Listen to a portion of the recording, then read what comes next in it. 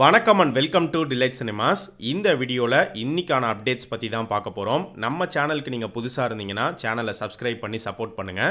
So இன்னைக்கான அப்டேட்ஸில் first நம்ம பார்க்க போகிற அப்டேட் எந்த படத்தை பற்றி அப்படின்னு பார்த்தீங்கன்னா, சன் பிக்சர்ஸோடைய தயாரிப்பில் ஆக்டர் தனுஷ் அவரே இயக்கி நடிச்சிருக்கிற அவருடைய 50வது படம் D50 படத்தோடைய ஃபர்ஸ்ட் லுக் போஸ்டர் இன்னைக்கு ஈவினிங் 6 மணிக்கு அஃபிஷியலாக ரிலீஸ் பண்ணிட்டாங்க. ஸோ எல்லாருமே ஃபர்ஸ்ட் லுக் போஸ்டர் பார்த்துருப்பீங்க. எப்படி இருந்துச்சு அப்படிங்கிறத கமெண்ட் செக்ஷனில் சொல்லுங்கள். அண்ட் நம்ம முன்னாடியே சொன்ன மாதிரி இந்த ப்ராஜெக்ட்டுக்கு ராயன் அப்படிங்கிறதா வந்து டைட்டிலாக ஃபிக்ஸ் பண்ணியிருக்காங்க. ராயன் அப்படிங்கிற இந்த டைட்டிலுக்கான காரணம் என்னவா இருக்கலாம் அப்படிங்கிறதுமே நம்ம முன்னாடியே ஒரு அப்டேட் வீடியோவில் வந்து சொல்லியிருந்தோம். இந்த படத்தில் தனுஷ் அவருடைய ஃபுல் நேம் வந்து காத்தவ ராயன் அப்படிங்கிற மாதிரி சொல்லப்படுது. ஸோ அதில் அந்த ராயன் அப்படிங்கிறத டைட்டிலாக வச்சிருக்கிறதாமே வந்து ஒரு நியூஸ் இருக்குது.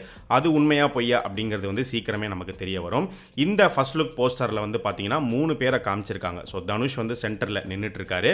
அவருக்கு பின்னாடி பார்த்தீங்கன்னா ஒரு ஃபுட் ட்ரக் ஒன்று இருக்குது. அந்த ஃபுட் ட்ரக்கில் சந்தீப் கிஷன் ஒரு பக்கம் நின்றுட்டு இருக்காரு, இன்னொரு பக்கம் காளிதாஸ் ஜெயராம் வந்து உட்காந்துட்டு இருக்காரு.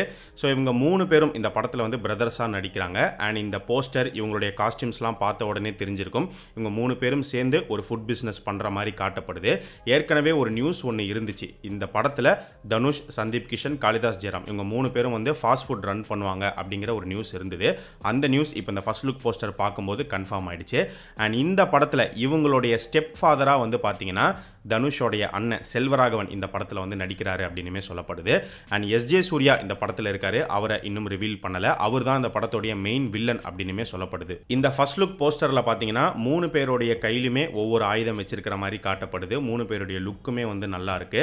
அண்ட் இந்த ராயன் படம் வந்து வெறும் தமிழில் மட்டும் ரிலீஸ் ஆகலை. தமிழ், தெலுங்கு, ஹிந்தி அப்படின்னு சொல்லி 3 லாங்குவேஜஸில் ரிலீஸ் ஆக போகுது அப்படிங்கிறதுமே கன்ஃபார்ம் பண்ணியிருக்காங்க. அண்ட் இந்த படத்தோடைய ரிலீஸ் டேட் பொறுத்த வரைக்கும் ஏப்ரல் மந்த் தான் வந்து ரிலீஸ் ஆகிற மாதிரி இருந்தது. நம்ம முன்னாடியே சொல்லியிருந்தோம். ஸோ தமிழ் நியூ இயரை முன்னிட்டு கொண்டு வர மாதிரி ஒரு பிளானில் இருந்தாங்க. ஆனால் இப்போ D50 இந்த ராயன் படமும் வந்து தமிழ் நியூ இயர்லேருந்து தள்ளி போகிறாங்க அப்படின்னு சொல்லப்படுது. அதுக்கான காரணம் ஏப்ரலில் வந்து எலெக்ஷன் வருது அப்படிங்கிறது தான்.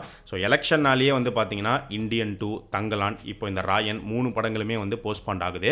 எந்த டேட்டில் வரப்போகுது அப்படிங்கிறது தெரியல. சீக்கிரமே தெரிய வரும் அப்படின்னு நினைக்கிறேன். டைரக்டர் பாலாவுடைய இயக்கத்தில் ஆக்டர் அருண் விஜய் இப்போ நடிச்சிருக்கிற படம் வணங்கான். ஸோ வணங்கான் படத்தோடைய அஃபிஷியல் டீசர் இன்னைக்கு ஈவினிங் 5 மணிக்கு வந்து ரிலீஸ் பண்ணிட்டாங்க. ஸோ டீசர் பார்த்துட்டிங்களா இல்லையா அப்படிங்கிறத கமெண்ட் செக்ஷனில் சொல்லுங்கள்.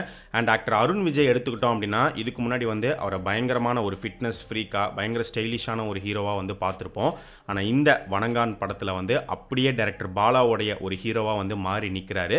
அண்ட் இந்த கெட்டப்பும் வந்து பார்த்தீங்கன்னா அவருக்கு ஆப்டாக வந்து செட் ஆயிருக்கு அப்படின்னு தான் வந்து சொல்லணும். இந்த வணங்கான் படத்தோடைய கதைக்களம் வந்து கன்னியாகுமரியில் நடக்கிற கதைக்களமாக வந்து காட்டப்படுது. ஸோ திருவள்ளுவர் சிலையெல்லாம் வந்து காட்டுறாங்க. பட் என்ன கதை அப்படிங்கிறத வந்து டீசரில் ப்ரெடிக்ட் பண்ண முடியல. அப்படி தான் வந்து டீசர் கட் இருந்துச்சு. பெருசாக டயலாக்ஸ் எதுவுமே வந்து இல்லை.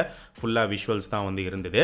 பட் அருண் விஜயோடைய கேரக்டர் வந்து பார்த்தீங்கன்னா ஒரு ரஃப் அண்ட் டஃப்பான கேரக்டராக தான் வந்து இருக்குது. பாலாவுடைய படங்களில் வந்து அவருடைய ஹீரோஸ் எல்லாமே கொஞ்சம் ரஃப் அண்ட் டஃப்பாக தான் இருப்பாங்க. ஸோ அதே மாதிரியான ஒரு கேரக்டர் தான் இந்த படத்தில் அருண் விஜயுமே வந்து ப்ளே பண்ணுறாரு. ஸோ அவருக்கு ஒரு தங்கச்சி கேரக்டர் இருக்கிற மாதிரி வந்து காட்டப்படுது. அண்ட் அது இல்லாமல் பார்த்தீங்கன்னா சர்ச் சீன்ஸ் வந்து காட்டுறாங்க. மிஷ்கின் ஒரு முக்கியமான ரோல் வந்து ப்ளே பண்ணியிருக்காரு. மிஷ்கின் இந்த படத்தில் நடிச்சிருக்காரு அப்படிங்கிறத தாண்டி இந்த படத்தில் வேலையும் செஞ்சிருக்காரு.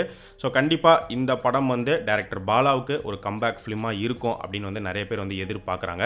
அப்படி இருந்துச்சுன்னா ரொம்பவே நல்லாயிருக்கும். ஏன்னா கடைசியாக அவருடைய படம் பார்த்து ரொம்ப வருஷம் ஆச்சு.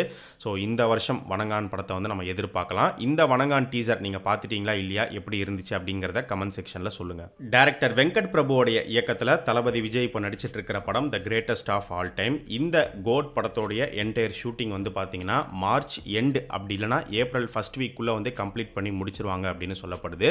படத்தோடைய ரிலீஸ் வந்து ஜூன் இல்லைனா ஜூலைக்குள்ளே அப்படிங்கிற மாதிரி பிளான் பண்ணிட்டு இருக்காங்க.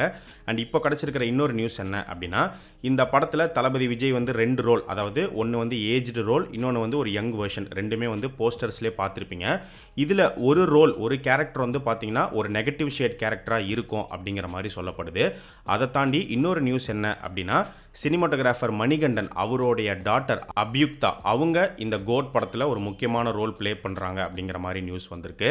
ஸோ அந்த ரோல் வந்து பார்த்தீங்கன்னா ஒரு பக்கம் அவங்க தளபதி விஜய்க்கு தங்கச்சியாக நடிக்கிறாங்க அப்படின்னு ஒரு நியூஸ் இருக்குது. இன்னொரு பக்கம் தங்கச்சி கிடையாது, அவங்க தளபதி விஜயோடைய பொண்ணாக நடிக்கிறதா வந்து சொல்லப்படுது. ஸோ தங்கச்சியாக நடிக்கிறாங்களா பொண்ணாக நடிக்கிறாங்களா அப்படிங்கிறது மட்டும் கிளியராக தெரியல. ஆனால் நடிக்கிறாங்க அப்படிங்கிறது கன்ஃபார்ம் ஆயிருக்கு. ஆக்ட்ரஸ் அனுஷ்கா ஷெட்டி எடுத்துக்கிட்டிங்கன்னா இப்போ கரண்ட்டாக அவங்க ஒரு படம் நடிச்சிட்டு இருக்காங்க. அந்த படம் ரொம்ப ஸ்பெஷலான ஒரு ஃபிலிம். ஏன்னா அவங்களுடைய 50வது படத்தில் இப்போ அவங்க நடிச்சிட்டு இருக்காங்க.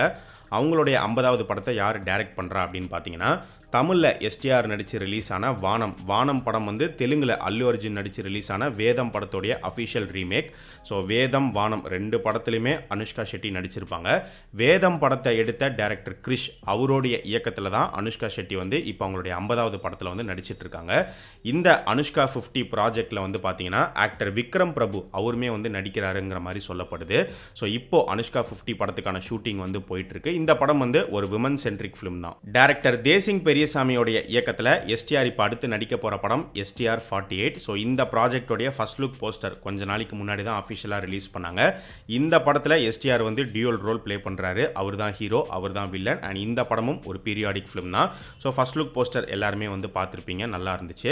அண்ட் 2 ரோலுமே வந்து ரிவீல் பண்ணிட்டாங்க ஃபர்ஸ்ட் லுக்லேயே. இப்போ லேட்டஸ்ட்டாக ஒரு நியூஸ் ஒன்று ஓடிட்டு இருக்கு. என்ன அப்படின்னு பார்த்தீங்கன்னா இந்த ப்ராஜெக்டில் எஸ்டிஆர் ப்ளே பண்ணுற அந்த நெகட்டிவ் ஷேட் கேரக்டர் வந்து ஒரு டிரான்ஸ்ஜெண்டர் கேரக்டர் அப்படிங்கிற மாதிரி சொல்லப்படுது. ஆனால் வந்த அந்த நியூஸ்க்கான கிளாரிஃபிகேஷனாக என்ன சொல்லப்படுதுன்னா எஸ்டிஆர் நெகட்டிவ் ஷேட் ப்ளே பண்ணுறாருங்கிறது உண்மை. அந்த கேரக்டரில் ஒரு ஃபெமினைன் டச் அப்படிங்கிறது இருக்கும். ஆனால் கம்ப்ளீட் டிரான்ஸ்ஜெண்டர் கேரக்டர் கிடையாது அப்படிங்கிறதுமே வந்து சொல்கிறாங்க.